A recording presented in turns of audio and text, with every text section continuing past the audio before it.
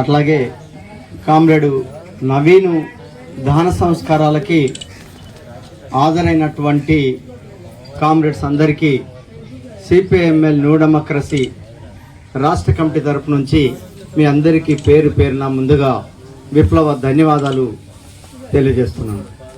Comrade Naveen కానీ లేదా నవీను జన్మించినటువంటి వెలిదండ గ్రామం కానీ ఈ రెండు విషయాల గురించి ఎంత చెప్పుకున్నా అది ఒక తరగనటువంటి ఊట చెరిమె లాంటి విప్లవోద్యమ చరిత్ర ఈ గ్రామానికి ఉన్నది.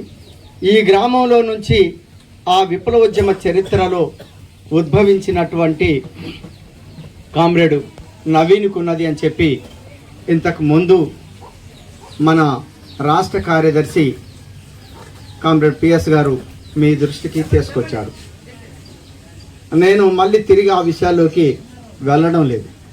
కామ్రేడ్ నవీను ఏం కోరుకున్నాడు? ఈ సమాజం మారాలి అనేటువంటిది కోరుకున్నాడు. ఇది దోపిడి సమాజం. ఈ సమాజం మారి కష్టజీవులు, శ్రమజీవులు, అణగారినటువంటి వర్గాలు ఏవైతున్నాయో ఆ వర్గాల చేతిలోకి రాజ్యాధికారం, రాజ్యం రావాలి, మనం పరిపాలించుకోవాలి. అట్లాంటి రాజ్యాధికారం రావాలంటే దానికి సరైనటువంటి ఒక రాజకీయ పందా అనేటువంటిది, ఓ రాజకీయ విధానాలు అనేటువంటివి సరిగ్గా ఉన్నప్పుడు మాత్రమే మనం అనుకున్నటువంటి రాజ్యాధికారాన్ని సాధించగలం అని చెప్పి భావించాడు. అందులో ఈ ప్రాంతంలో అనేక రాజకీయ పార్టీలు, అనేక రాజకీయ జెండాలు, రాజకీయ విధానాలు ఉన్నప్పటికీ వాటన్నిటినీ ఆలోచించకుండా, అటువైపు ప్రయాణించకుండా ఈ సమాజ మార్పు కోసం ప్రజాయుద్ధ పంద, అది విప్లవ పంద, అది విప్లవకారుల ఆధ్వర్యంలో నడుస్తున్నటువంటి సిపిఐఎంఎల్ న్యూ డెమోక్రసీ రాజకీయ పంద వెనక, లేదా విప్లవకారుల పంద వెనక, లేదా కామ్రేడ్ చంద్రపుల్లారెడ్డి గారు ఈ ప్రాంతంలో వేసినటువంటి రాజకీయ పంద వెలుగులో, లేదా రాజకీయ పందాని తను స్వీకరించాడు, చేబూనాడు. ఆ పంద ప్రజాయుద్ధ పంద, అది ప్రతిఘటన పోరాట పంద. ఆ పంద ద్వారా మాత్రమే ఈ వ్యవస్థని మార్చగలను, ఈ వ్యవస్థని మార్చడం సాధ్యమవుతుంది అని చెప్పి ఆ పందాన్ని చేబూనాడు, దాన్ని స్వీకరించాడు. ఎప్పుడైతే ఆ పందాన్ని చేబూనాడో ఆ పందా వెలుగులో ఈ ప్రాంతంలో ఉండేటువంటి ప్రజలందరినీ సంఘటితం చేశాడు, ఐక్యం చేశాడు. ఈ వ్యవస్థకి వ్యతిరేకంగా పోరాడుతున్నాడు. పోరాడేటువంటి ఒక క్రమంలోనే తన మీద ఇంతకు ముందు చెప్పారు, రాజ్యం కర్కశమైనటువంటి నిర్బంధాన్ని ఒక సందర్భం కాదు, పలు సందర్భాలలో ప్రయోగించింది. అయినా ఈ రాజ్యానికి ఎక్కడ తలవంచకుండా ప్రభుత్వం వాడా, రాజ్యం వాడా, నేనెంచుకున్న రాజకీయ విధానాల నుంచి ఒక అడుగు కూడా వెనక్కేసేటువంటి ముచ్చటే లేదని చెప్పి కత్తి బట్టి, కర్ర బట్టి, ఎర్ర జెండా బట్టి ఈ వ్యవస్థకి, ఈ రాజ్యానికి వ్యతిరేకంగా పోరాడాడు. ఆ పోరాట క్రమంలోనే ముఖ్యంగా కార్మికుల్ని ఇక్కడ సంఘటితం చేశాడు, ఐక్యం చేశాడు. కార్మికుల హక్కుల కోసం పోరాడుతున్నటువంటి క్రమం సందర్భంలో నిర్బంధానికి కూడా గురయ్యాడు.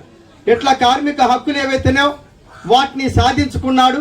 కనీస వేతనాల్ని ఇక్కడ సాధించుకోవటం అనేటువంటిది జరిగింది. కామ్రేడ్ నవీన్ నాయకత్వంలో అనేక అగ్రిమెంట్లు మనం ఇక్కడ కార్మికులు చేసుకున్నారు.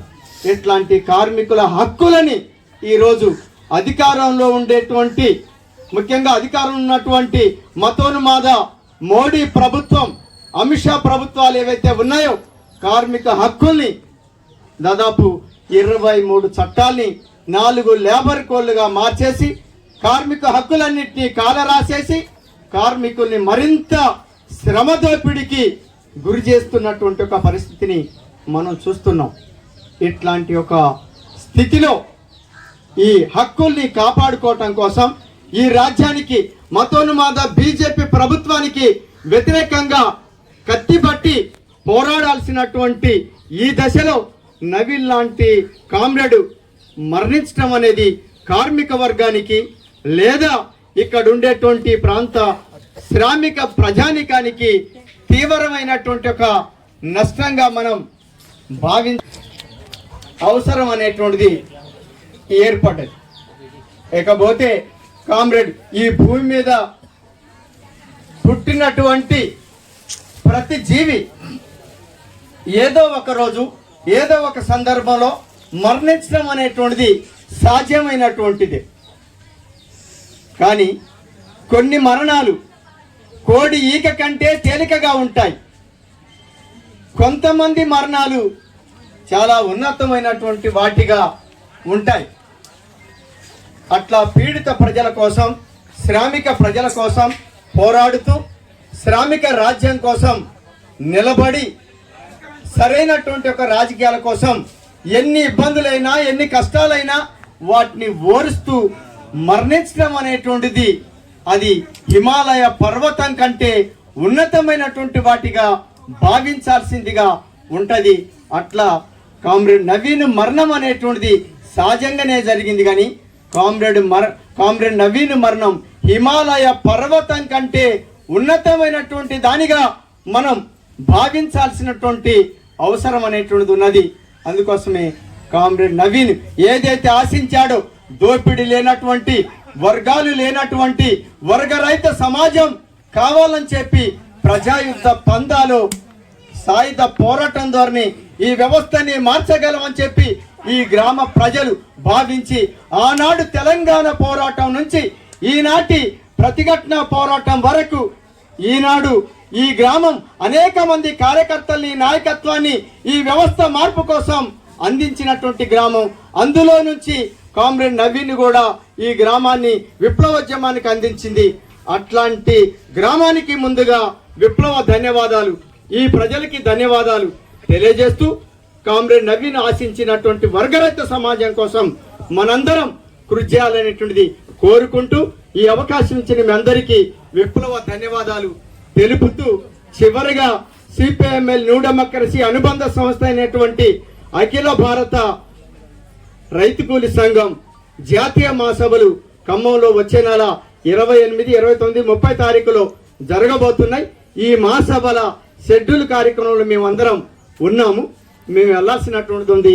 దాన్ని అర్థం చేసుకోమని ఈ మహాసభల జయప్రదం కోసం కూడా మీరందరూ కృషి చేస్తారని ఆశిస్తూ కామ్రేడ్ నవీన్కి విప్లవ జోహార్లు అర్పిస్తూ నవీన్ కుటుంబానికి, బంధుమిత్రులకు, సిపిఎంఎల్ న్యూ డెమోక్రసీ కార్యకర్తలకు అందరికీ ముందుగా మరొకసారి విప్లవ ధన్యవాదాలతో పాటు వారికి సానుభూతి, సంతాపాన్ని కూడా తెలియజేస్తూ నేను ముగిస్తున్నాను.